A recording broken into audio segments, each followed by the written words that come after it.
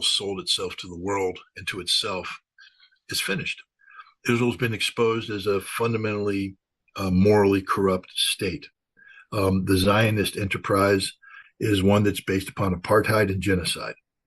Two words that people were struggling to, you weren't allowed to say these words beforehand. Today, it's embraced by the world. It's an apartheid state, a genocide state. This is how Israel is defined. Its economy is in shambles. The only way the Israeli economy was going to be sustainable is if Israel normalized relations with its Arab neighbors and became an integral part of whatever economic miracle they were trying to do, whether you wanted to call it the India-Middle East Economic Corridor or some other version thereof. That's over. That's not happening. The Israelis find themselves, the Houthi have effectively blockaded the Israeli ports. They're not going to recover. Hezbollah and Hamas have shown that Israel will never live in peace, ever. That the skies of Israel can be filled with missiles at any time, and that's not part of the Israeli dream that people flock to when they, when they took Aliyah. People are starting to leave Israel, and increasingly people will flee Israel because you can't live in Israel. It's unsustainable. Israel will be compelled because of international pressure to seek a two-state solution. In order to do this, though, Israel will have to solve a number of internal problems, one of which is the West Bank settlers. Those settlements will have to go. This will lead to a major fracture, political fracture, societal fracture in Israel. More people will flee Israel. Ultimately, what will happen is that the demographics of Israel will be altered such that it becomes impossible to speak of a two-state solution because the Israeli element of the two-state solution is so minimal that it has to become a one-state solution. And this is what will happen. Israel will cease to exist. It will be replaced by something called Palestine. In Palestine, there will be a Jewish component. There will be a Christian component, but it will be a predominantly Muslim component. That's the future of this region. And there's nothing that anybody can do to stop it. The trajectory of history is such that Israel has not only morally lost the right to exist, but they have practically lost the ability to exist over time. Because all the things that are required to keep the Zionist entity known as Israel alive and well and living are finished. In your opinion, does Zionism care about the future of Israel? Because what they're doing right now, what they've been doing, is just against the future of Israel, any sort of brightness in the future of Israel. But the problem is, how do they see Israel and its future? Why they're doing this, in your opinion?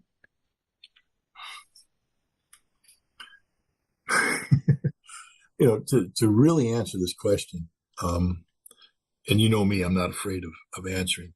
You have to dig down into places nobody wants to go. You have to realize that Israel has always been a propaganda exercise, and not for the benefit of Israel, that Israel exists actually to empower elements that reside in other nations. That, and I'm very careful not to call it a Jewish conspiracy, because then that becomes literally, by definition, anti-Semitic. It's a Zionist conspiracy. And the Zionist conspiracy is to use the symbol of Israel, whether it was the potential of Israel leading up to the creation of Israel or the reality of Israel afterwards, as a mechanism of political and economic empowerment around the world. In the United States, we have what we call the Israeli lobby. It's the Zionist element of it. It's used by a number of people for political empowerment here in America. Everybody, and I was one of them, always said, well, the Israelis have bought the American Congress. No, American Zionists have bought the American Congress. And they control the political, and they use Israel as a mechanism of empowerment. How else do you take a population of such small percentages and give them the political and economic influence that they have far above the actual numbers that we're talking about? The Zionist enterprise has enabled it. It comes in a number of ways. Norm Finkelstein has always talked, about the Holocaust. What do you call it? The Holocaust. Basically, it's a scam. Not saying that the Holocaust didn't exist. No one's saying that. Of course it exists. It's horrible. Happened. Never again. I'm a firm believer of that. but to use the Holocaust as a mechanism of economic and political empowerment. Um, and that's part of the Zionist entity. And in doing so, what they've done is they have destroyed their own history because they're creating enough political animus that people, by attacking them, are indirectly attacking the memory of the Holocaust. They've trivialized the Holocaust. It should have been something that causes everybody to take pause, everybody to fall on their knees, everybody to cry and say, never again can this happen to not just the Jewish people, but any people. That's what, if you truly believed in this, you would do. And yet these people who want to turn this Holocaust memory into a justification for what they're doing in Gaza, it doesn't work that way. You've just destroyed the credibility of what you think you were trying to build here. But so what the Zionists have done now is they've made any talk of what I've just said, they label as anti-Semitism, hate speech, etc. It's not. The Zionists are the hate speechers. The Zionists are the intolerant ones. The Zionists are the ones who are on the wrong side of history. Not the Jews, the Zionists.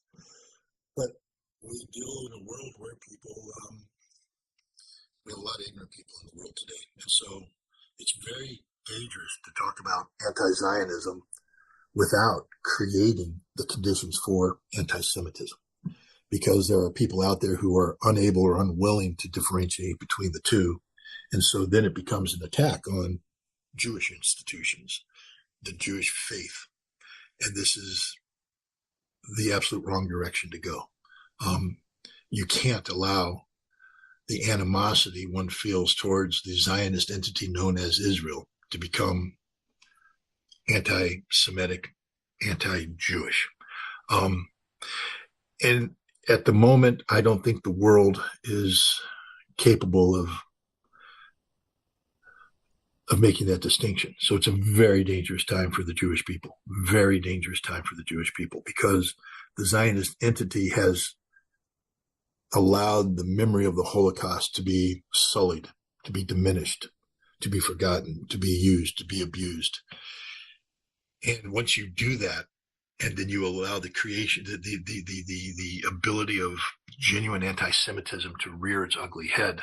I mean, I see this in social media. I fight back all the time I can. People, Scott Ritter is an anti-free speech person. No, I just banned you because you're hating on Jews. Pick on Israel all you want. But the second I start hearing people say, Jews this, Jews that, Jew, boom, you're done, you're gone. It's not about Jews. It's about Zionism. And they're two distinct things. Even though the Zionists try to say, no, it's all one and the same. It's not. It's two distinct things. But the hatred that exists in the world today towards the Jewish people because of the Zionists is real. And it's a scary, scary time. I would not want to be a Jew anywhere in the world right now. And I would implore any nation that has a Jewish population to bend over backwards to guarantee them the right to continue to practice their faith the way they want to practice their faith. They should feel free and secure in the practice of their faith, no matter how bad the situation gets regarding the Zionist entity of Israel. Jews should never be persecuted because of that. It's a big challenge to the world today. It's a big challenge here in America. I'm seeing ironically, the people that are most in agreement with what I'm saying are Arabs, are Muslims, who are saying this isn't about Jews, but the Christians are turning this into, because you have a segment of evangelical Christian society that support Zionism, not Jews, Zionism, because it helped create the conditions for Armageddon, the rapture, the coming of the Messiah, and they think the end of the world's a great thing. So they're willing to take this down that extreme path. But you have others who bring up, the old blood libels. Jews killed Christ, and things of that nature. And you're starting to see this discussion taking place, and you're like, stop it, stop it. And then people come to me and they say, well, you're promoting it. by having this dialogue that you're having about Zionism and all that. You're the problem. You're the one creating the conditions. And I'm like, no, no, no, no, no, no, no, no. Israel is a problem. Israel as a nation state is a problem. The world sees it as a problem. They see it as an apartheid state and a genocidal state. How do we resolve that issue? I'm not advocating for the end of Israel. I'm saying that is the inevitable outcome of the direction that Israel has taken itself down, that Benjamin Netanyahu has taken itself down. That's what's going to happen. Do I think it needs to happen? Yes. I think that you can't speak of peace in the Middle East until you speak of a one-state solution to the Palestinian problem. But that in no way should be conceived by anybody as anti-Semitic, anti-Jewish. Just the opposite. The end of this artificial entity known as the Zionist state of Israel provides the greatest security for the Jewish people and the Jewish faith in the world, because it eliminates this seed of hatred that's been sown and is growing. And again, we live in a very dangerous time. If I were a Jew, I would be scared, rightfully so. The United States is offering a defense treaty to Saudi Arabia to just normalizing the relationship with Israel. And on the other side, they want Saudi Arabia just to distance itself from China, just not prohibiting Chinese bases in Saudi Arabia. When you look at this offer on the part of the United States, why does Saudi Arabia need a defense treaty, in your opinion? Do they have any sort of enemy in that region? We know that they had some complications, some differences with Iran, and right now it doesn't seem that they have it anymore. It's not the best way possible, but they're getting along with each other right now. And is this all about the normalization of the relationship with Israel, or is it about something else? We know that Saudi Arabia recently has put a sentence in that agreement with Israel that they want to have a Palestinian state. That's why are they trying to remove this part that Saudi Arabia added to the agreement, or what's the reason behind this defense treaty?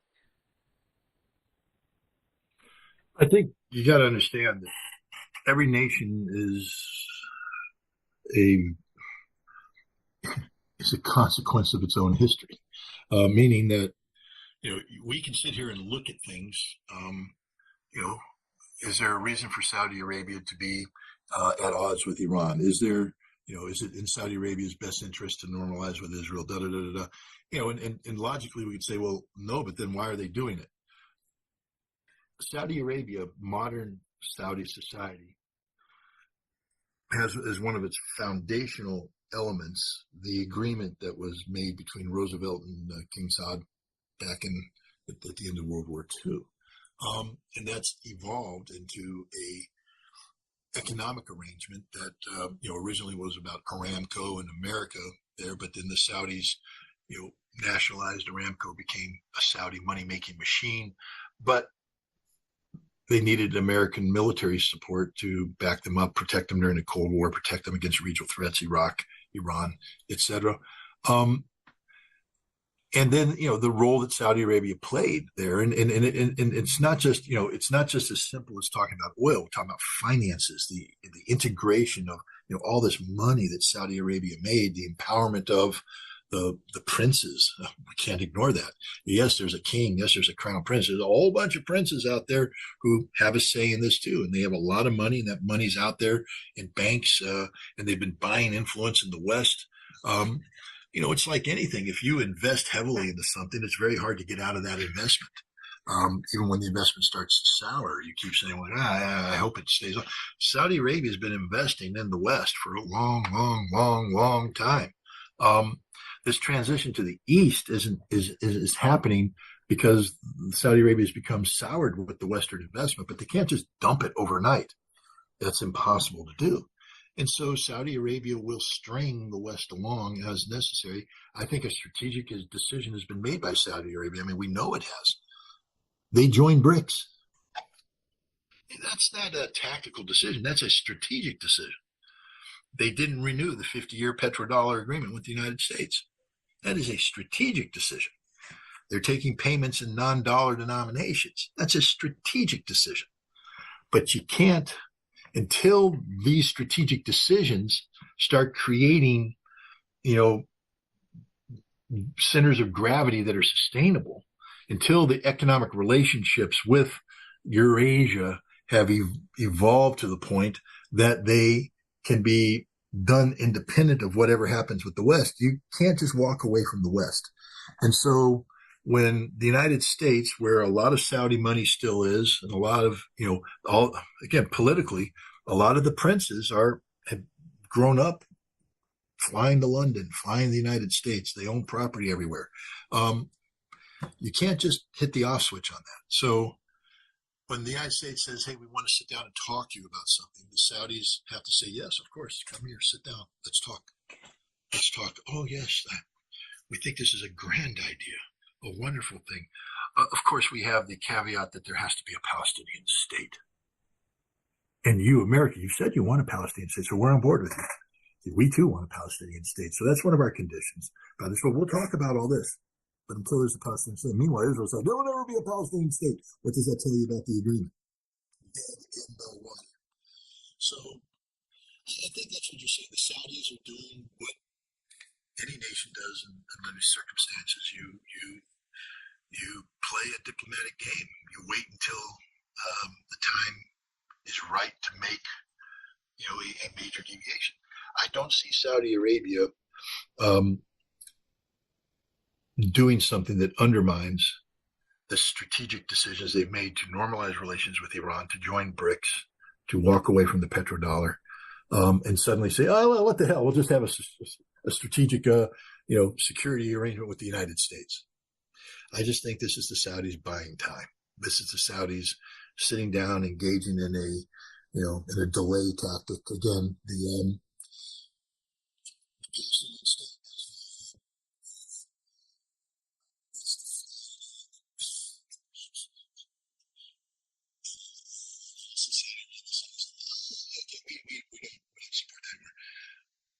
the Saudis have put that condition out there. That's the killer amendment. So I don't think this is serious talk. I think this is the Saudis buying time to get the changes made that orient them in the strategic direction that they're headed. So just to wrap up this session, when you look at the conflict in Gaza militarily, how do you find it right now? How successful was that? Is Israel getting to the point that would be ready to go after some sort of ceasefire?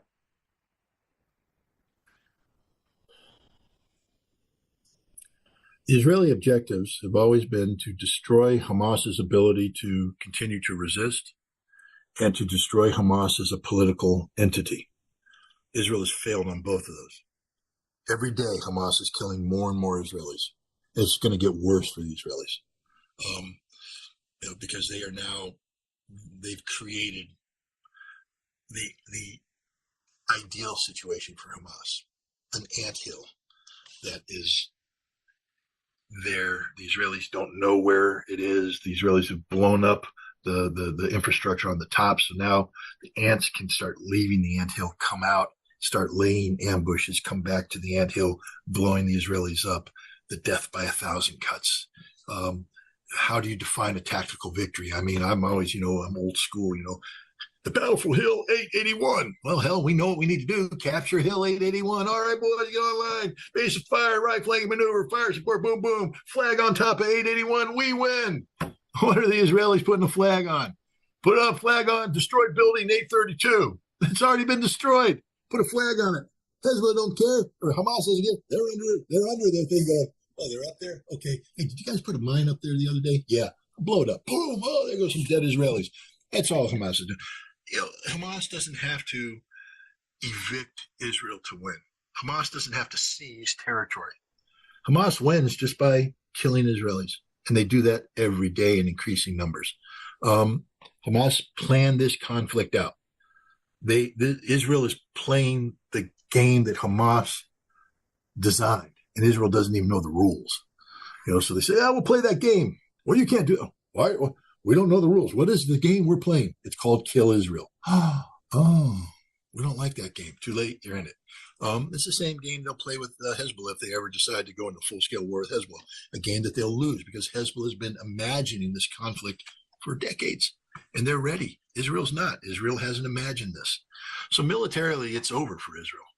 They can continue to send tanks and armored personnel carriers and drones and planes and bombs, but they're not winning. They're losing.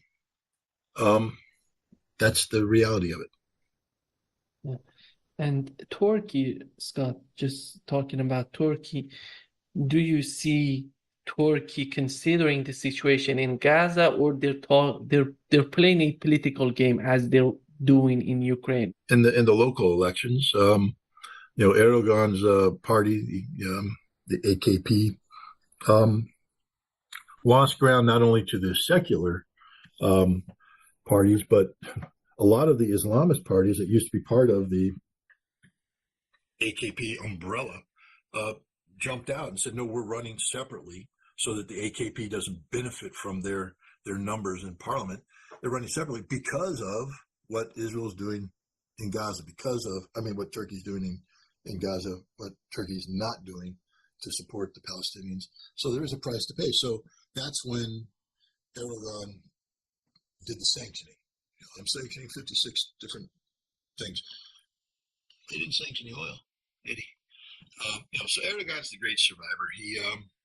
He's looking at what's best for Turkey. We see this. I mean, we see the direction he's going. The European Union has always, look, some of the strategic decisions he's made. He wants Turkey to be a regional energy hub, which means that not only do pipelines go through, but he now has storage capacity. He can influence the market.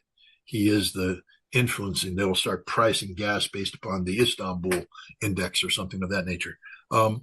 So in order to do that, he has to maintain connectivity with, different regional suppliers and consumers. And Israel has the potential of becoming a major regional supplier. And what you want to do is ensure that if Israel ever gets that gas up and running, that it goes through the Turkish energy hub. It doesn't create an alternative in Greece or something like that. So in order to do that, you have to have connectivity with Israel. As Israel becomes less and less economically viable, as Turkey sees the writing on the wall, you'll see that they're willing to pay less and less a price for sustaining relations with Israel, but they're not there yet. The other thing about the energy hub is that its focus was towards Europe. But now Erdogan has made a decision that he's looking at BRICS. And once he makes that jump to BRICS, that changes the political and geopolitical dynamic as well. So I think, Erdogan is a survivor. He will make adjustments as necessary based upon domestic politics, like all politicians have to do. But ultimately, he's in a very unique situation as sort of this bridge between East and West, between Europe and Asia. And growing recognition that Europe doesn't want him. Europe doesn't like him. They don't like the Turks. That the Turkish identity isn't a European identity. It's a Eurasian identity. It's an Asian identity. But again, like we talked about with Saudi Arabia, Turkey has spent, since the founding of the Turkish Republic in 1922, I guess, or 24, around there, Turkey has been aligned with the West. It's a NATO member, sought European Union membership. It's been institutionalized by the West. It takes time to wean yourself off of that, reorient yourself. Turkish involvement in BRICS will help, because what happens if Turkey becomes a member or a member in waiting, it'll get plugged into this growth that's happening in BRICS, the institutionalization of the BRICS concept. And now Turkey will be there, and decisions that have outcomes now will become knowable to Erdogan. So it won't be just a theory, what happens if we do X. They're now plugged in, and his foreign ministry can sit down and say, this is what's going to happen. This is the outcome. And he can begin to unplug from Europe and make the move that he wants. A lot of people criticize Erdogan, but he's been put in a very difficult situation. He's a survivor politically, but he's also trying his best to have Turkey emerge from this global transition period away from the American hegemon into a multilateral environment. If you're going to gravitate away from the American hegemon, then Turkey has to likewise gravitate away from the American hegemon, which means that it can't become, just a subset of the European Union. It can't just become the southern flank of NATO. It needs to develop its own identity. And as BRICS matures, as the SCSO matures, as Eurasia matures, I think Turkey is going to become a very critical part of that, and it will unplug. And that'll impact some of the decisions that Erdogan makes, to include whether or not he wants to continue to serve as the facilitator of the transfer of energy from Azerbaijan to Israel. Yeah, when they're talking about they're not going to confront Russia if NATO goes to fight Russia, do you find them honest in what they're talking about? Well, Turkey's not going to fight Russia. Turkey's not suicidal. And the interesting though is that when Stoltenberg starts throwing out numbers, 500,000. How many of those are Turkish troops? Oh, but what if you don't have the Turkish troops? You don't have 500,000 anymore. So quit throwing out fake numbers. Turkey's not going to war with Russia, not over Ukraine. That's a certainty. Yeah.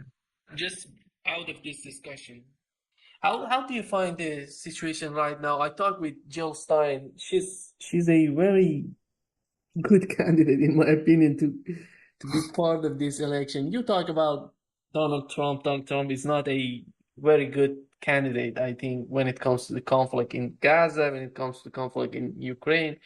When it comes to America, he doesn't know the America, Constitution. exactly. Yeah. How do you see a third party? Is that possible in your opinion? How do you see Jill Stein, Cornel West, these people who are trying to make a movement? I think that America as a nation has been a two-party system, and our entire way of the entire establishment is geared around it. The way we operate economically, all the political decisions that are made